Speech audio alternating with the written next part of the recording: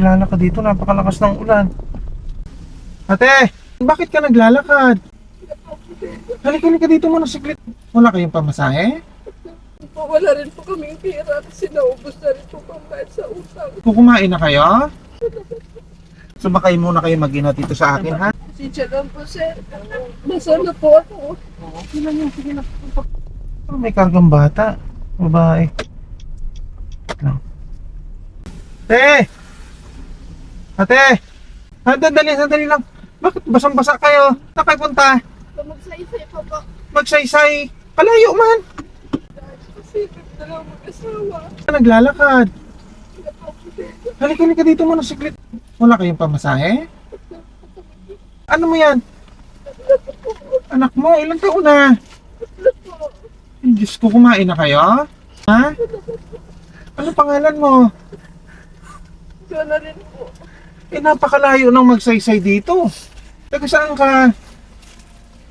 Magsaysay po ang tatay ko. Oh, pero yung asawa mo, taga saan? Nag-aagwas po. Agwas Rizal. Opo. Diyos ko. Pero sa mababaw lang po na dahilan, init na po yung ulo niya po sa akin. Ilan na anak mo? Ito ba naman po?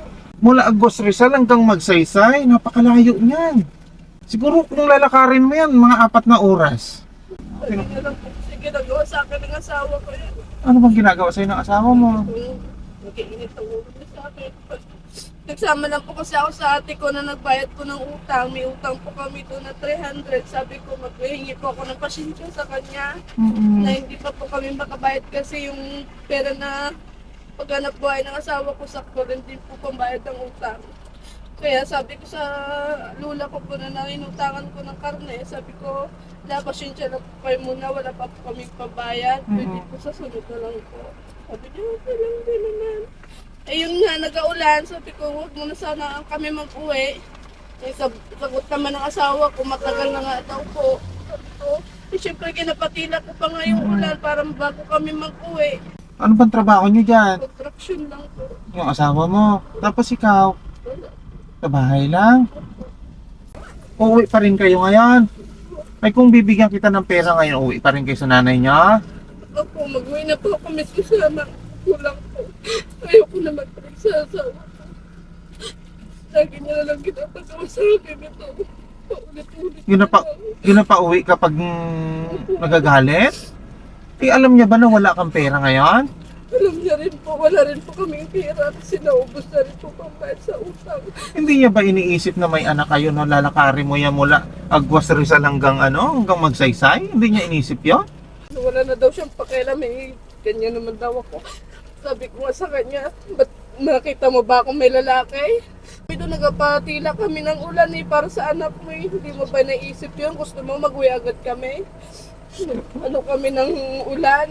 Sabi ko nga, magalis na lang po kami, baka magbalik na naman po yun, malasing na naman siya, pag mauyan niya na naman po yung tao doon na pinag-ano ko po ng bahay. Ganun siya pag nalalasing. Nagamaoy po yung pag nalasing. Siyempre ayaw ko rin po madamay yung pinadayuan naming bahay. Ayaw ko na rin po silang, pati sila masaktan pa. Nagalis na lang po kami ng anak ko, pag-uwi na kami po sa magsaysay. Sige, ganito. Sumakay muna kayo mag-ina dito sa akin, ha? Alam mo, naawa ko sa inyo mag-ina. Kaping itong munting nakayanan ko, ha? Salamat. Ha? Makatulong man lang sa inyo mag-ina. Uuwi ka muna sa nanay mo. Opo, mag-uwi na lang po ako doon. Isa lang ginaganyan na lang ako lagi ng asawa ko. Naawa ko Hindi ko sa... na po kaya. Hindi mo na kaya. Hirap na nga po yung buhay namin. Sabi ko sa kanya, kahit anong hirap ng buhay, ginapagtyagaan na lang kita. Kahit na mabisyo ka, pinapagtyagaan ko yung pagkatao mo para sa anak ko. Para hindi siya mawala ng ama. Yan naman ang ginagawa niya po para sa akin. Hindi niya naman pinapahalagahan. Halika na, sakay ka muna rito sa akin. Hatid na kita.